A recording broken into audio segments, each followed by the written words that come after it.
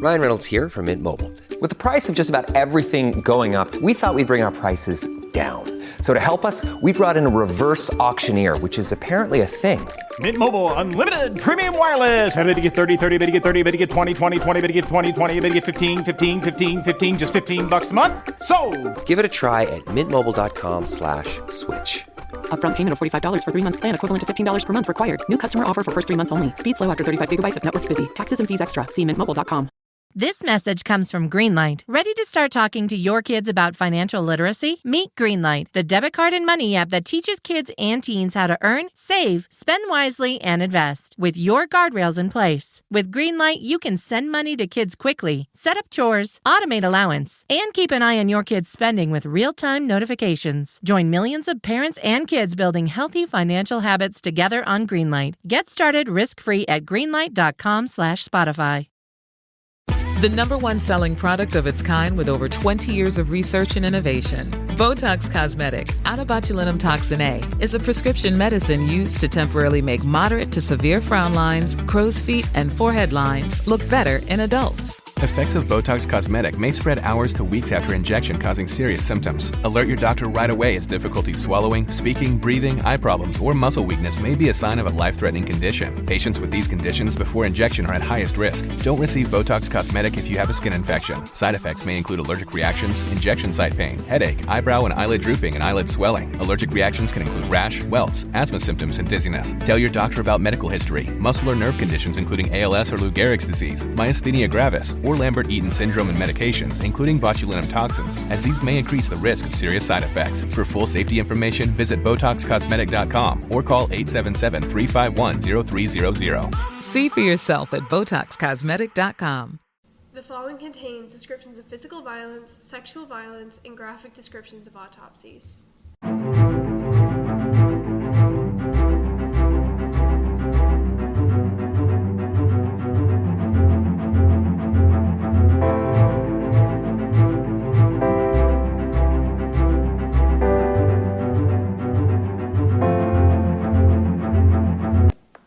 Listeners, welcome to episode 85 of TGIC Podcast. I'm Jillian. And I'm Izzie. So, you guys may notice or may not notice, I don't know how much you notice things. Yeah, this is the first time you're listening, welcome. Yes, hello. We are wearing the same clothes that we were wearing in episode 84. Yeah, we are in the same place. We recorded episode 84 about 10 minutes ago. If that. If that. Probably like 7. Yeah. Because we're pre-recording. Yay! Yeah. Yay! So, we're not weird. We don't just wear the same outfit all the time. We're not cartoon characters. No. That would be cool, though. That would be Did you ever used to think that people in the TV were, like, living in the TV? And they were performing, like, the TV shows and movies just for you? And, like, they lived in your TV? I actually did not think that. You should post a TikTok about that. I wonder if that's like one of those like original, if that's an original experience or not. Because like I didn't experience that, and I think I thought a lot of weird things as a kid, and that was not one of them. Oh, I used to think that. I used to think you turned on the TV and chose a show, and then like the people would perform for you. That's lit. I wish that was how it was. That'd be super cool. That would be really cool, but that's not the case here. Sorry. Yeah. So we're not performing live. So sorry. We are recording this on May 14th, and you'll be watching this about a month later. Yes, in June. Or later. You could literally be watching this years from now. It could be 2030 and you're watching this. Stop. Oh my God, 2030 is in 5 years. Stop. You know, I just said 2030 being like, oh, that's like so far. Like, I'll be like 50 in 2030. No, I'll be 25. What the fuck? What do you mean? Anyway, stop talking. Stop talking. What if we're still doing this podcast in 5 years? We like could be. That's like 5 years. Like we've been doing this podcast for 5 years. Like that's what I'm saying. I literally thought 2030 was like. Jillian, stop talking. Sorry. Okay. I remember when we were doing COVID school in this living room. In this very room. In this very room. Crazy. 5 years ago. Doing research for like the first few episodes of our podcast. Yeah. Insane. It's bizarre. In 5 years I'll be 25. What if like you're married? I will not be married in 5 years. Let's be realistic. You're funny. Let's be realistic here. Neither of us will be married. Neither of us will be married. We will not be married. I don't even think either of us will be close to being engaged. Respectfully, I say that about myself as well. I fear you're right. Maybe I'll have like my own pet by then. That's my life goal for the next 5 years. I have my own apartment. Well, like by yourself. Oh, I don't think I'll ever be able to do that with the way the economy is. That's true. Also, I'm terrible. I think I could never live on my own. I would just be so sad. I am so codependent on people. My room was like on the first floor of my apartment this year, like, and it was the only one. So every time someone came in the living room or kitchen, I would literally pop out of my bed and be like, "Hey, what's going on? Like, how's your day?" Like, I cannot not talk to people. No, I'm just like such a yapper. I fear I'll never live alone. I would implode if I lived alone. I know. I don't think I could do it. So it's actually not on my life goals for the next 5 years because I don't want to ever live alone. No. That sounds so sad. It does. I love roommates. Okay, anyways, back to this, not discussions of the future. So no matter what year you're watching this in, this is episode 85 of TGIC Podcast. Welcome. So today we're going to be covering a very highly requested case. This case has been requested so many times. I don't even know who the first person who requested was. I don't know who the last person who requested was. So I'm sorry about that. But shout out to all of the people who have suggested this case. Literally so many people. Even people outside of our emails. Yeah. My friends have come up to me and requested this case. It's I wanted popular. to do this case. Yeah. So thank you to everyone who has recommended it. And I'm sorry I'm not giving you a shout out by name. There's just too many of you. Too many of you. We see your emails. We see your case requests. Thank you. Yeah. The comments on Spotify. We see everything. But yeah, let's get started with some background. So in 1959, a group was put together to go on a ski expedition across the northern part of the Ural Mountains of the Soviet Union. The expedition was also suspected to be in connection with a young communist group, which is just pretty typical of the time in the Soviet Union and everything. The leader of the expedition was Igor Dyatlov. We're going to have some troubles pronouncing. I think that's how I literally looked it up and practiced. Dyatlov. Okay. Dyatlov. Igor Dyatlov. He was a 23-year-old radio engineering student at Ural Polytechnical Institute. He put together a group of other students and peers associated with the university to join him on his expedition. The initial group included 8 men and 2 women, but 1 man eventually left early because of health issues. So the group ended up consisting of 9 people total. All of them were grade 2 hiking certified and had experience with skiing.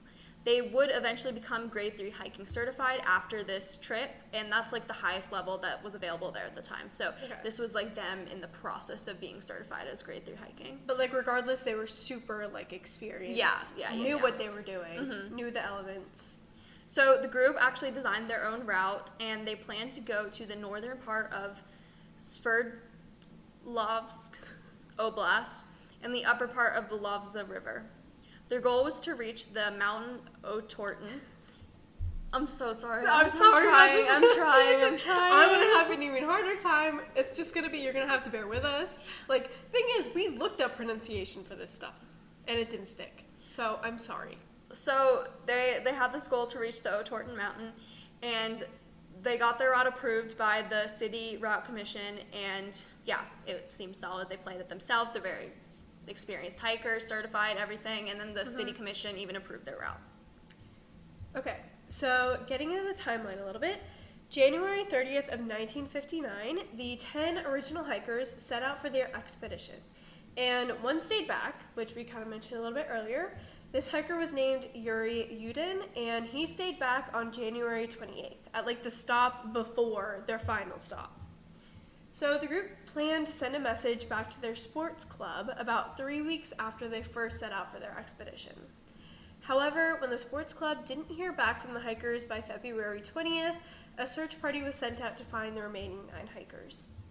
The 9 remaining hikers were Igor Dyatlov, who was 23, the leader of the expedition, Yuri Doroshenko, who was 21, Lyudmila Dubinina, who was 20, Yuri Krivonishenko, who was 23, Alexander Kolevatov. You're doing good. Don't even question yourself. You seem to be doing good. Zenaida Kolmogorova, who was 22, Rustem Slobodin, who was 23, Nikolai Thibodeau, Nikolai Thibault Brignoles, who was 23, and Alexander Zolotovsky, Taryov. You may notice that multiple of the men are named Yuri. I'm just going to refer to them all by their last names for a majority of this timeline. So, February of 1959, after the search party was deployed, over the next few weeks, the bodies of 5 of the hikers were found and recovered. The searchers first found the tent of the hikers, which had been slashed from the inside of the tent and collapsed. The inside of the tent, and like in the inside, there were all of the hikers' belongings kind of undisturbed. There were the hikers' boots, clothing, hiking gear, and even more bizarre was that there was food sliced up on a plate as if the hikers were like literally about to eat it right before they like fled this tent. The fact that it's like so like it's slashed from the inside and collapsed, yet their stuff is like kind of undisturbed is really terrifying. Like really scary. Also, the tent was on a campsite which was like above the tree line on a remote mountain that Soviet officials called Height 1079, and the Mansi, which was like a local, like, were they like a tribe or a village? Yeah. A local community called Kolatsyakal, or Dead Mountain. So about 100 feet downhill from the campsite, they found very distinct footprints of 8 or 9 people walking, not running, towards the tree line. Almost all these footprints were barefoot. Some had on socks, and one person had only one shoe on. Yeah, they were all walking, by the way. It's also notable that where they found the tent was like a really weird area, which was not suitable for camping. It was literally like on the face of the mountain with like super high wind and incredibly low temperatures, and like all of them were such experienced campers and like mountaineers that it was like weird that they would have put it there. Yeah, why would they put it there? And then a lot of people theorized that maybe like they didn't want to do the like 1 mile walk down to the tree line to like lose time, but also like it just seems like why would you not do that in that situation? So the first 2 bodies which were found belonged to Yuri Doroshenko and Yuri Krivonishchenko, and they were several hundred yards away from the tent under a tall cedar tree. Both men were lying in the snow in nothing but their underwear and socks next to the remains of a fire. Which, first off, weird. Why were they lighting a fire? It's a good question. Takes a lot of time. It's snowy. It's night. What, like, why? Also, I'm not grade 2 certified mountaineer or anything. But like, isn't it hard to light a fire if the wood is wet, and wouldn't the wood be wet? Yeah. Okay. So that's like incredibly like time-consuming, difficult to do. Like, why are they doing it? Yeah. Krivonishchenko had notable burns on his body, and he had bitten off his own knuckle, which was found in his mouth. Oh my god. Yeah. I literally just got chills. That was like... It's like, there's a lot of moments in this case where you have that. Doroshenko had burns on the side of his head, and one of his socks was charred. The second group of bodies which were found belonged to Igor Dyatlov and Zenaida Kolmogorova in a different location, which suggested that they were attempting to return to the tent. Their fists were balled up, and they were also not clothed. Later, Rustam Slobodin was found, and he also appeared to be trying to get back to the tent. He had a slight fracture in his skull that could have impaired him, but it was not his cause of death. Mm-hmm. All 5 of the students who were found in February appeared to have died from hypothermia, and this is known to cause erratic behavior and something called paradoxical undressing, which makes people believe that they're burning up. Mm-hmm. It makes them think that they're dying of heat, to the point where they take off all their clothes even if it's freezing, and at this time in this area it would have been negative degrees. And also, all 5 of them had soft tissue injuries, so bruises, surface wounds, burns, things like that, which is notable. So they did not find the remaining 4 hikers at this time because there was just so much snow. So by early May, after waiting for the snow to melt, investigators decided to wait and restart their investigation then. While they began their search, they found pieces of tattered clothing items and pieces of flesh in trees and just around the campsite, which is terrifying. So they found the 4 remaining victims lying all together in a stream bed under about 10 feet of snow. All of the hikers had been properly attired and like fully bundled up. Like one of the women was literally wearing like 3 pairs of socks. Like they were head to toe bundled up. Oh my god. And they were also cocooned in cedar branches, which provided a boundary between them and the snow to keep them even warmer. So like they had dug themselves into the snow to keep them like warm from the elements, but then they'd also the forethought to like gather branches to surround themselves with so that they weren't touching the bare snow, which is like, that's like a mountaineering skill.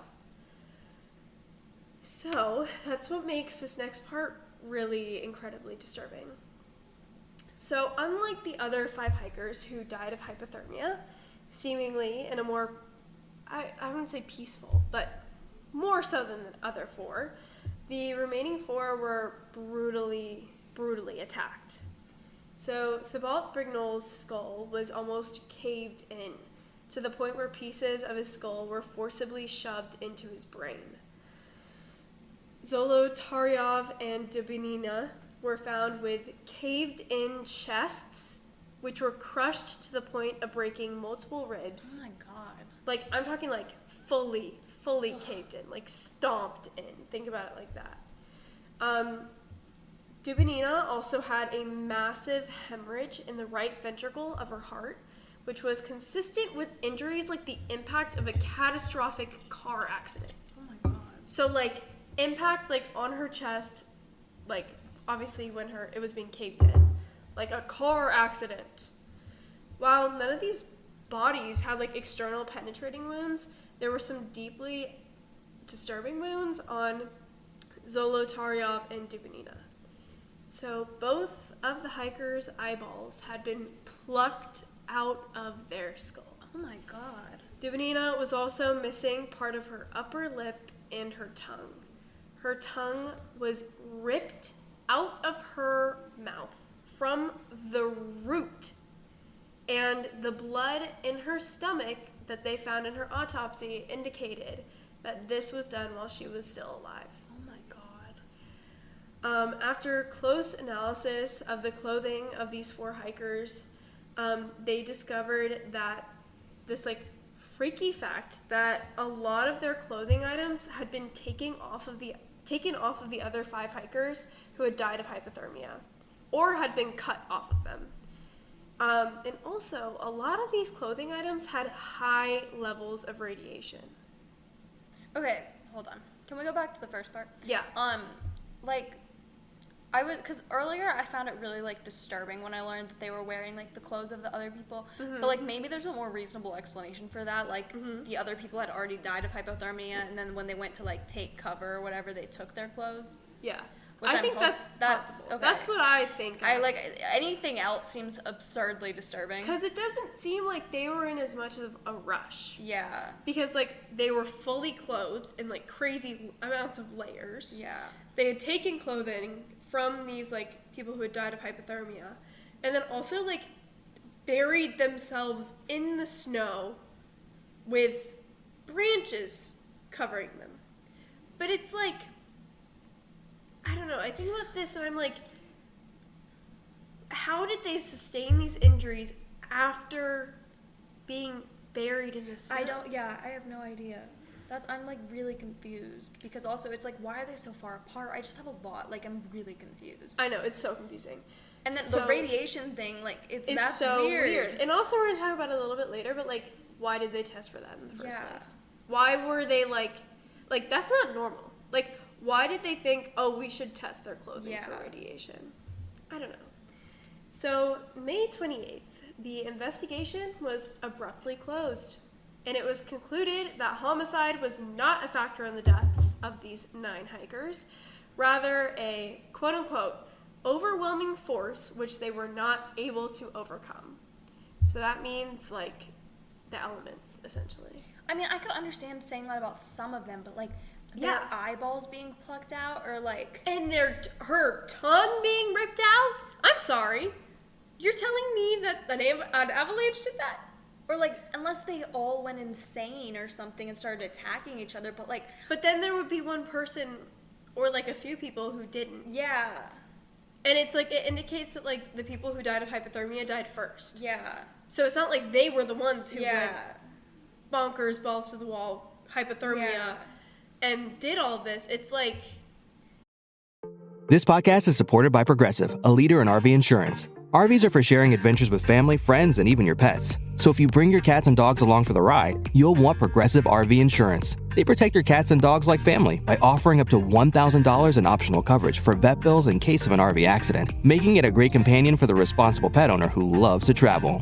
See Progressive's other benefits and more when you quote RV insurance at Progressive.com today. Progressive Casualty Insurance Company and Affiliates. Pet injuries and additional coverage and subject to policy terms. So good, so good, so good. Great brands, great prices. Everyone's got a reason to rack. You know they have Marc Jacobs? Nike? Yes. Just so many good brands. Vince, Birkenstock, and more brands you love are at Nordstrom Rack stores now. Plus, buy it online and pick it up in-store the same day for free. Great brands, great prices. That's why you rack. I'm Cindy Lauper with fellow Cosentyx advocate, Chef Michelle Bernstein.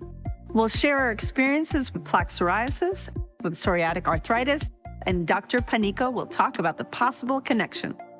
Cosentyx secukinumab is prescribed for adults with moderate to severe plaque psoriasis 300 milligram dose and adults with active psoriatic arthritis 150 milligram dose.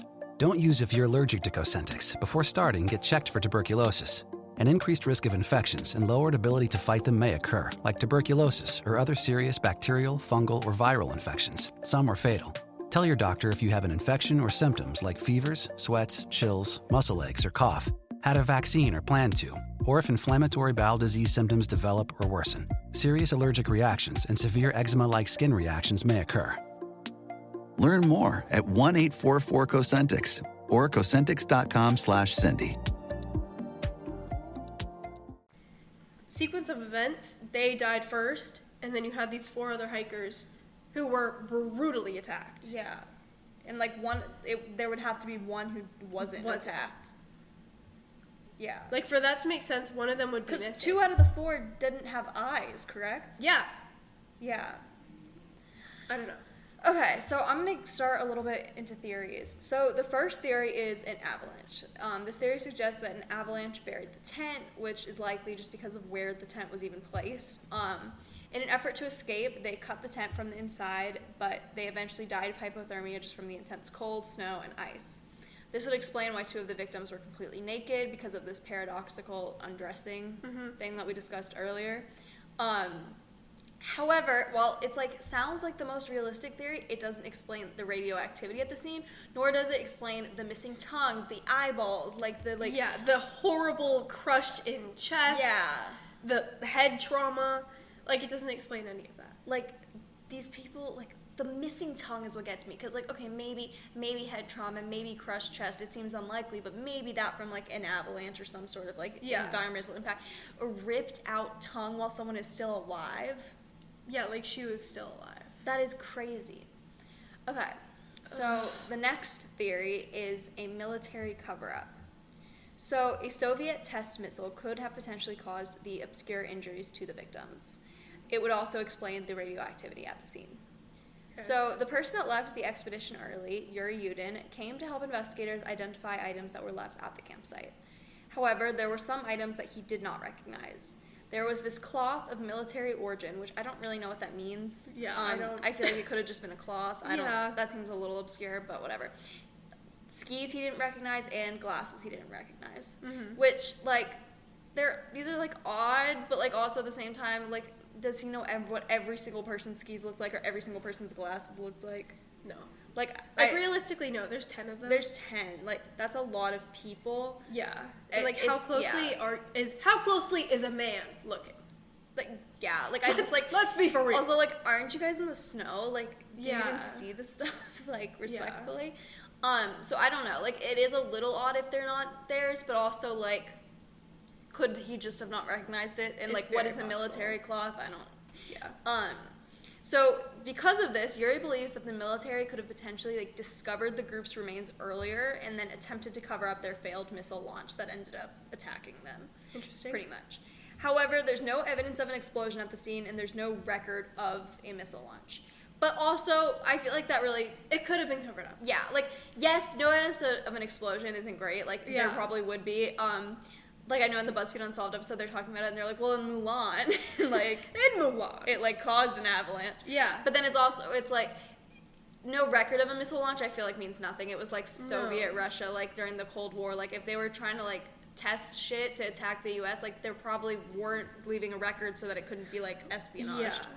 And also, I was listening to the Morbid episode on this case, and they talked about, so there are these weapons that use sound waves. There's a certain frequency of sound which, disorients people and, causes their inner ear to, freak out. And, there's actually recent footage of people using this in a protest. I don't know where it was. But it, causes crowds to break up like this because it all of a sudden makes people, freak out, think that they're, in danger, need to run. And so the wonderful ladies at Morbid were talking about how, possibly if a weapon like this was used, it could cause that disorientation and that, panic to need to, essentially claw yourself out of a tent. But do you think they would have tested that in, such an open area? It I wouldn't, don't think so. It almost seems unlikely that there would have even been people there, so why would they have tested it? Yeah, and it's also, why... That doesn't explain the tone. Yeah, it still doesn't. I don't know. The thing that sketches me out about all of this is just that the records very well just could be covered up or non-existent. Because okay, I took a disease and human history class this past semester, and my teacher randomly drops the fact that apparently we don't know when the Soviet Union broke up in 1989 or whatever. There was they supposedly had a bunch of you know how the CDC has a bunch of diseases bottled up, essentially. Yeah. Well, apparently the Soviet Union had this biological warfare as well bottled up. So we think smallpox is eradicated. However, you have no idea. So the Soviet Union could have had it and did have a vial of a vial. I don't actually know what it is. Vial. I don't know what the container of smallpox is, but likely it probably is somewhere. Yeah. They had it, which is also where are the basically my whole point in this is that when the Soviet Union broke up, records, warfare of any kind, all this stuff, no one knows where it is. People could still very well have it in their basement. Yeah. And that's what scares me. That is really scary. It's also out. A lot of things are just out there. Yeah, and you don't know. Maybe they were testing other stuff that wasn't a weapon. What if it was people who were they were testing people? They were testing people soldiers. A certain type of... Interesting. I don't know. I'm getting really crazy conspiracy I don't know, theory but right something now. something does make me feel like there's conspiracy involved here. I think that, I don't know. I think there was some cover-up, whether it was by the military or by the police. Something was not... I'll talk about it a little bit more later on, my theory about cover-up, but I definitely believe that there's some sort of, authoritative conspiracy going on here. Yeah, I agree. Okay. This theory, the Yeti.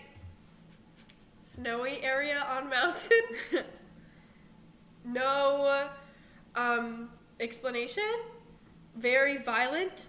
Yeah. Crushed in chest. A Yeti could have probably done all of that. I think a Yeti could have done that. But I mean, there were no big tracks. That's where it's they lose me a little bit. Because, not that I'm really a believer in the Yeti, but you could have had me, except for the fact that I don't think a Yeti was, turning around with, a little brush in the snow, But what if covering a up his Yeti tracks. is, a different type of creature, an interdimensional creature that can, teleport? What if this Yeti doesn't have footprints? He floats? Not that he floats, but he can, jump between, Okay, now we might as well just say it was, the ghost of the Ural Mountains. Okay, but no, I think that a Yeti or, a being that is, really strong and violent could have done this. And I think that a Yeti is the best explanation. It's a reasonable suggestion, other than there being, no, tracks. And also, I just, okay, if it was just the 5 hikers that had died of hypothermia, or just the 4 hikers who had died brutally, this would be a completely different investigation. I don't understand how they got separated. I don't understand how they got separated. I don't understand why they died in such different, crazy ways. I don't understand how, like, the 4 people who were buried in the snow, surrounded by branches, were wearing the clothes of the people who died of hypothermia. I don't understand any of that separate. Like, that is what is so bizarre to me. I know. Like, the crazy differences between these 2 groups of hikers. Like, I want to know the difference in, like, the time in which they died. You know? Yeah. Because, like, what if the people who were, like, buried under the snow were still alive when the first search party was there? Like, you don't know. We'll never know. And, like, that's what was the time difference between, like, the hypothermia deaths and the violent deaths? Yeah. That's my question. I don't think it was a Yeti. I think that's 2. Yeah. In that case, everybody would have died violently. That's true. I don't know. I have a lot of questions. I have so many questions. Which brings me to my final theory. I like this theory. Aliens. I like this theory. And, like, normally I'm not one to believe in aliens. However, this one sort of convinced me a little bit. So, there were several reports of bright orange spheres flying above the area in February and March of that year. The lead investigator himself said that he believed these spheres had something to do with the deaths of this group. Like, that is, like, a direct quote. He was like, there's a connection here. Okay. He would later be ordered by the government to close the case, which is just sketchy in general. I think we talked about that before. It was like they ordered to close it. And like, they closed it really suddenly. Yeah, and said it wasn't like a homicide, and like it was just, yeah.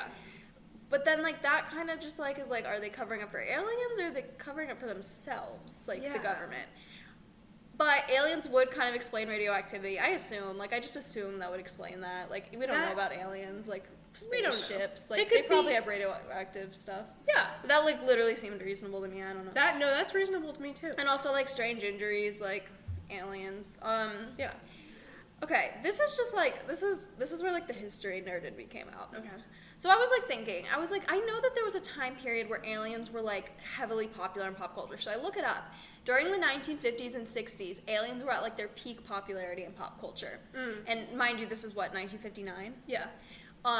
So this whole, like, popularity of aliens at the time could have been based on real life. Like, there were more alien sightings during these decades, which is kind of true. Like, there were a lot of reported UFO sightings. Or this theory could simply be a result of, like, the influence of pop culture. So it's kind of like a chicken or the egg situation. You don't know if, like, which came first. Yeah, exactly. But something I find really interesting is that the reason aliens were so popularized at this time were because of, like, Cold War anxiety. Like, a lot of times, like, aliens were used as, like, this personification of the fact of, like, this, like, foreign entity kind of, like, invading and attacking. If that makes sense. Yeah, that makes so that's sense. why it became really popular in, like, movies and, like, other media at the time, because it was, like, kind of a representation of their, like, fears. It was, like, rationalizing. Yeah, exactly. Or not even rationalizing, but, like, putting those fears like, into fictionalizing almost. Yeah. Yeah. So, like, at the time, people were terrified by the threat of nuclear war, or worse. Like, on both sides, people didn't know what scientific innovations the other country was coming up with.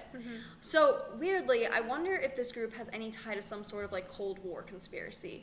Either, like, a failed test missile launch from the Soviet Union, which we discussed earlier, or if it was, like, some sort of covered-up American attack. Like, I don't know, like, because also, like, what are these bright spheres? Like, if they're not aliens, like, the lead investigator didn't say he thought it was aliens. He just thought said there was a suspicious. connection. Yeah.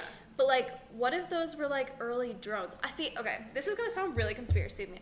I'm a firm believer that the government has information, and, like, the military has information that they just, like, don't tell us until we need to know. I mean, yeah. Like, or they don't tell us at all. Yeah, like, I think that's, like, obvious, and, like, I'm not trying to be like, oh, the government's lying to us. I'm really not saying that. It's just, like, they withhold information that's, like, not relevant. If it would just scare us, they're not going to tell us. Like, if it's going to just cause mass panic, they're not going to tell us. And have you also gotten any conspiracy theories about how they withhold information until they're trying to cover up something else? Yes. So they release certain Yeah. information? Yeah. And, like, like, I mean, there's, like, if you think about, like, the ocean, there's a reason we don't know, like, a lot about the ocean. Like, they're not, like, there's probably just shit they don't want us to know because it will, like, scare us and, like, harm us. So, like, I don't even remember. Oh, right.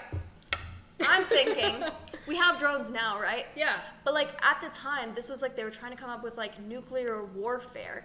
Who's to say they didn't come up with drones before nuclear warfare and they just, like, didn't want, like, You know what I'm saying? Yeah. And like if they didn't... technically a drone is easier to make than a...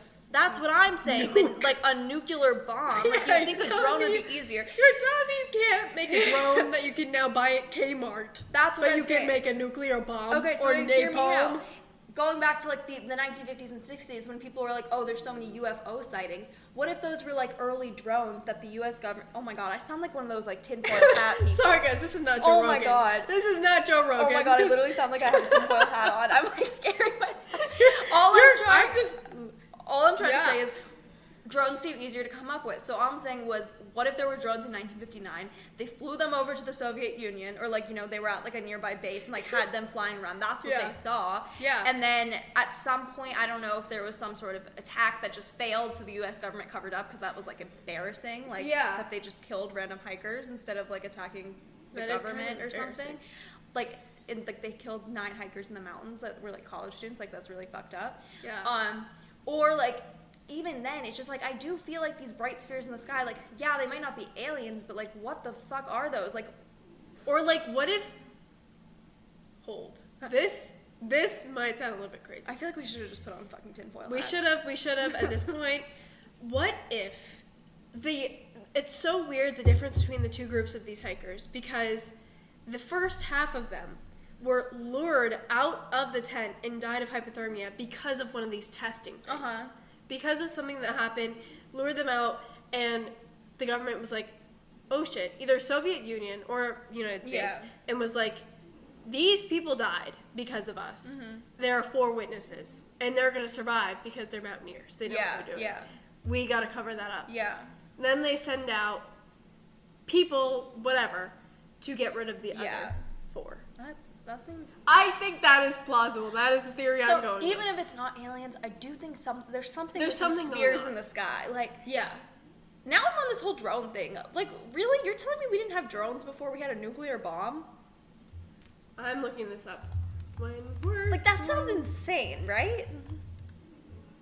Oh. What? Drones have a history that extends back to the 19th century. Oh. So they were invented before the nuclear bomb. They were. Yeah, 1930s. Radio-controlled aircrafts were used for training and target practice. Okay, so yeah, what if these were drones? 1960s, UAVs were deployed on large scale during the Vietnam War. Wait, the Vietnam War is after this. Yeah, I know. How then were people like, oh, I see UFOs when drones were a thing? Why was no one just like, oh, there's drones spying on us? I feel like drone spying on us makes a lot more sense. They were like modern drones. Oh. I think they were big. Okay. But I have no idea. But they could have been smaller and we didn't know about it. Yeah. I don't know. I don't know what to tell you guys. Sorry, we got a little freaky. I low-key was scaring myself, I'm gonna be honest. I actually was. I was like, Jillian, you need to shut up now because you're scaring me. This is all alleged. Alleged. Also, we didn't even say, like, I'm not accusing the government of anything at all. Like, I'm just saying, like, I think this has, like, to me, this has to do with the Cold War somehow. Yeah, there's something about military or police, like... Yeah, I'm not saying anything else except for I feel like this has to have a connection to the Cold War because it occurred in the Soviet Union during 1959, and I just feel like there's too many weird coincidences. I agree. And so as a history person, like, this was, like, fascinating for me to learn about. Yeah. But, yeah, this was the Dyatlov Pass Incident. Make sure to tune in next month for another new episode of TGIC Podcast. And in the meantime, follow us on Instagram and TikTok at tgic.podcast. Bye!